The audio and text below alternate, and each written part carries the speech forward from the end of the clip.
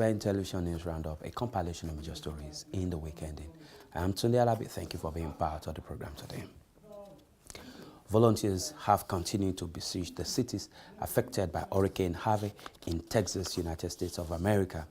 Many neighborhoods near dams and rivers are still underwater, although the rain has stopped.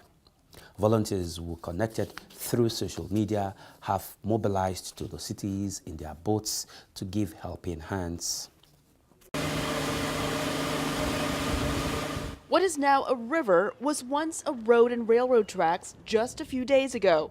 Volunteers have been combing flooded neighborhoods looking for people who are trapped in their homes. We went to downtown Houston, rescued some people who are stuck in their homes still because a levee broke down there, so we try and get them out as fast as we could. A child of Vietnamese immigrants, Peter Chow says these volunteers may not know each other, but he sees them all as family. No matter what color, race, everyone out there was on several boats. No matter what color, race, we're there as Houstonians, Texans, helping each other out. So we need to give her another thing of diapers. And then helping people like Debbie Winters, who lost everything in the flood. It was up to the second floor in our house, went up to the third floor in our house. The family got out, but my boyfriend did stay to try to protect the house. Then he had to be rescued by boat. But with news of burglars and looters, not everyone wants to leave their homes. We ran this river yesterday, found some people on their second-story balconies, but they weren't willing to get off, so there's nothing we can do about that. On this trip, Justin Elbert and his crew found an evacuated neighborhood in North Houston with a couple of stragglers that needed rescuing. After watching the news and seeing all the negativity going around the U.S., this shows right here, an event like this, that Americans can come together and help each other out and be one. If the Democrats and the Republicans and the judicial branch and the executive branch can understand that a bunch of people who have 9-to-5 jobs come together and rescue people in the greatest time of need, that right now when our country is in the greatest time of need for itself, they need to get together and they need to work together like we are. Everyone here is family. Family across cultural and political backgrounds who will continue to give a helping hand in the days to come. Meanwhile, U.S. President Donald Trump has described the damage done by Harvey hurricane and its ferocity as historic in the state of Texas. The president pledged federal government support for recovery and reconstruction in Texas. At least 6 people have reportedly died and estimated 30,000 people displaced. Rescue teams in helicopters were pulling stranded people from the most flooded areas in Texas on Monday. Residents used small boats to reach neighbors and others trapped in their homes. Local firefighters joined the rescue efforts. Edmundo Venegas told VOA's Latin American service that his team helped evacuate a flooded community in northern Houston. We're using Army trucks, school buses, and our apparatus to get everybody out. Evacuated residents expressed relief. I'm blessed that they came and got us because it could have been so much worse. So I'm happy. On Monday, President Donald Trump praised the first responders and others involved in rescue efforts. We see neighbor helping neighbor, friend helping friend, and stranger helping stranger. And you see that all over. You watch on television, you just see such incredible work and love. The president pledged the federal government's full support to the affected parts of Texas and Louisiana and said 8,500 federal workers are already involved in the Texas effort. Recovery will be a long and difficult road, and the federal government stands ready, willing and able to support that effort. The damage to homes and infrastructure is already visible days before the rain is expected to abate, but officials say their first priority is saving people's lives. Texas Governor Greg Abbott said work to restore electrical power will begin in a day or 2. Without that power, you have a hard time functioning.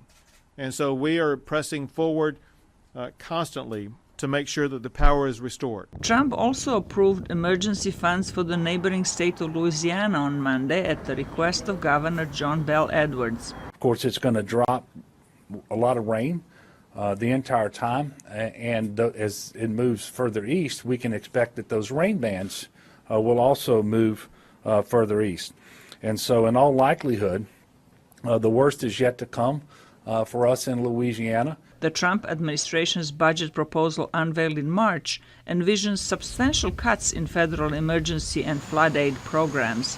But the president said recovery efforts in Texas and Louisiana will need billions of dollars in aid, which will have to be approved by Congress.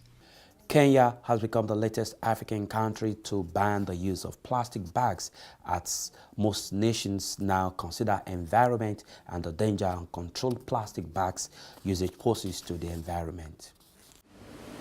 In 2009, Uganda banned the manufacture, import and distribution of plastic bags less than 30 microns thick. Yet here are the bags still in use in Kampala in 2017.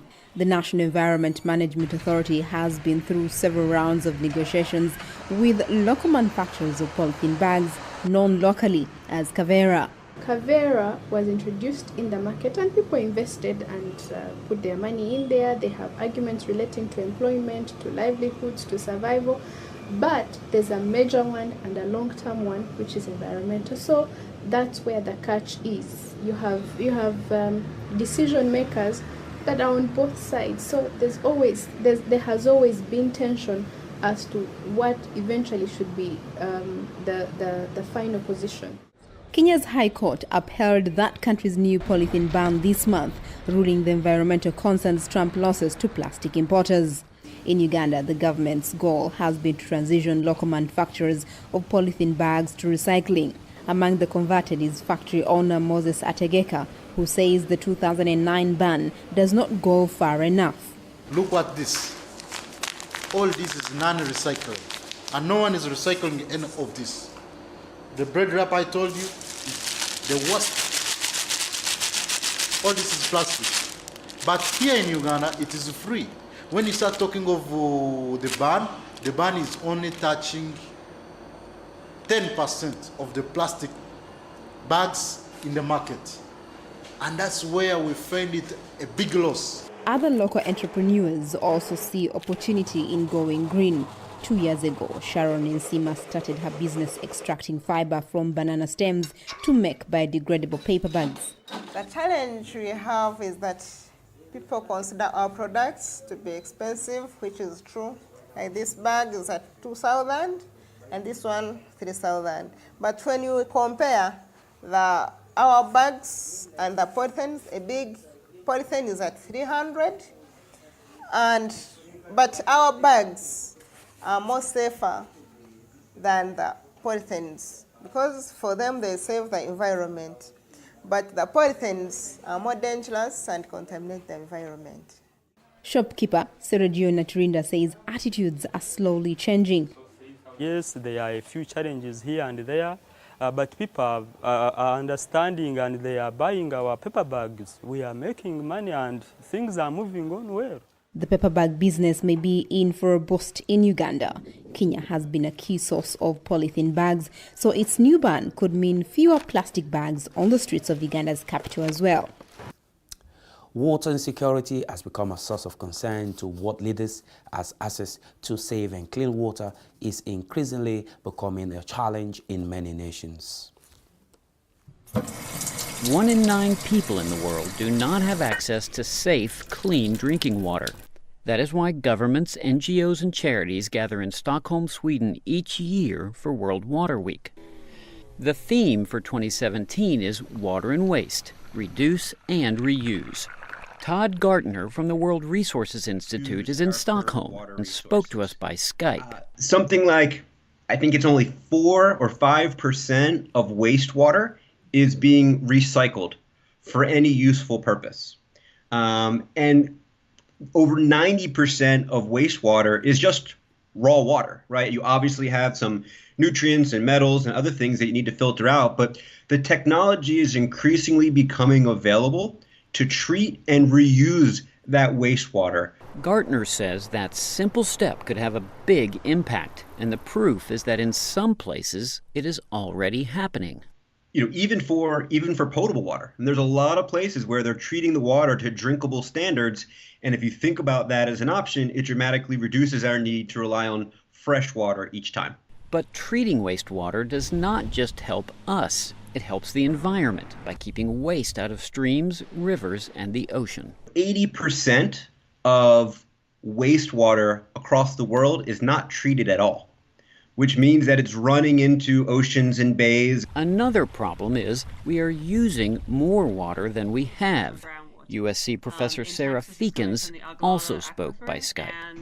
It's well known that the groundwater table level is dropping because of all the water that's been used for agriculture. And that means that actually we can't keep doing what we're doing for a very long time. We have to actually change what we're doing. For Gartner, that means a combination of low-tech solutions like reforestation and fixing leaky pipes, and high-tech approaches like desalination plants and advanced irrigation techniques. Water is a human right, and so we want to make sure that everyone has access to clean, timely, plentiful water.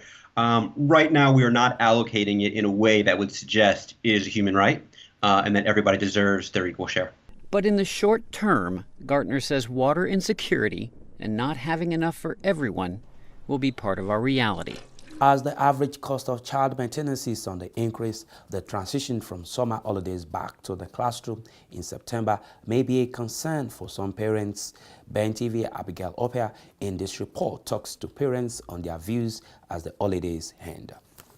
6 weeks holiday coming to an end, we can see parents running around looking for the latest shirts, latest skirts, and latest shoes for their kids. So with all this worry and all of this financial strain, we come to the streets of London to ask the British public whether they feel like there is enough help from the government and to support them, and whether they feel like they are financially able to support their kids going back to school. So come along with me and let's listen to their opinions. School coming up and you're a student, how is it affecting you financially? Well, I'm having to buy a lot of stuff and some last minute stuff, so it's really hard to buy a lot of stuff, and yeah. So what kind of stuff are you buying? Like, because my school is formal dressing, so I have to buy shirts, bags, trousers, coats, a lot of stuff. I think they could help by funding like some of the school, and like so that the school can give us a little bit of money before, like helping our parents out by giving them money so that we're able to buy stuff, or even if our parents could buy us clothes and stuff. But yeah. There is always a financial pressure because I've got loads of kids, so it's always a financial pressure. Yes, it is. And do you feel like the government can do more to help? The government, what can I say? There is the government. They do a lot, and probably with like books and like certain necessary like books, probably school uniform. But like we can't depend on the government to do too much. It's our job. But yeah, probably in some areas it depends. I can't say yes, the government didn't help us to get these kids, you know? So, but probably, yeah. I don't think there is any pressure for the children to go back to the school because it's a long vacation. I believe that parents must have done their duty to put things in order for their children to go back to school. Cost of uniform and how much it's getting more expensive. Do you feel like the government should do more, or they can pay for anything or help parents out when needed? It depends on individuals. If maybe there are parents who cannot be able to afford to buy the school uniform for their children, I believe that the government can help if they need the government to help. But if they don't need the government to help, they should look for a way to make it up for their children to go back to school. Well, from my own idea, if I believe government can still help. They can still help them because they need help, and that is why government is there for us. When the inflation is all over and the parent cannot afford, then what is going to be the end result will not be conducive, or will not be pleasant with the society. So government has to think about what they can do to help these children or help the parent this time around, because inflation is going higher. So that is the area government can come in to probably bring things down by reducing tax and etc. Oh, well, every new school calendar year, the parents are always worried because of the cost of clothing, the cost of all the, although here they do supply books, but you need to support your kid, and then everything seems to be skyrocketing this time of the year. Although now there are some cheaper alternatives like buying something in Aldi or all those low-cost shops, but they don't last long. So that's the problem. I pity all the parents this time of the year, because you're more worried, most especially if you have more than one kid at school. And do you feel like the government can do more to help? And if you feel like they can do more, what do you feel like they can do? Well, they could, and then but there's a limit to what the government can do. The government can help by just maybe subsidizing, give voucher to those who cannot afford like school clothing and some other materials needed for school. They could give them vouchers, or some schools could even supply because what I notice is that some schools give you the name of the shop where you buy all the school clothing, and they are more expensive than buying from outside. So the government can help in that kind of situation. Well, they could, and then but there's a limit to what the government can do. The government can help by just maybe subsidizing, give voucher to those who cannot afford like school clothing and some other materials needed for school. They could give them vouchers, or some schools could even supply because what I notice is that some schools give you the name of the shop where you buy all the school clothing, and they are more expensive than buying from outside. So the government can help in that kind of situation. Many parents, they are looking forward for their children to go back to school. But the only thing is that things are more expensive now, books and so on, even though the fee is too much for so many parents. But the good thing of this country is that the government are trying as much as possible to work together with the parents. So I think the parents are looking forward to see it. They are trying their possible best, but they still need more help from the government. So if they work together, I think it will be better for the children, and then we both enjoy the benefits of it. I think the parents should be more get prepared in order to maybe some the school anthems like bags, uniforms, and we are about to enter into the summer is about to end, so wish it has been more cold. So the children should be more prepared in order to have a jacket in order to keep them warm during the school period. So above all, should be prepared as a Christian, should prepare prayerfully for God to give the children retentive memory in order to continue their education, and God the fear of God should reign in their lives. So I think that should be the parent preparation towards the reception of the children. I think the government have been doing it, and they should keep on doing it one way or the other in order to support the parents to pay their school fees, and to give them an adequate support. I think government should please help to give the parent the adequate support in terms of finance to finance to do their own part. We've heard the opinions from the British public that there is financial strain and they feel like the government should do more to help them. So you form your own opinion. Do you feel like the government needs to do more to help parents going back to school? With back to school around the corner and less than a month left, with so much things to buy from uniform to shoes, we wonder how the parents can cope in this financial strain.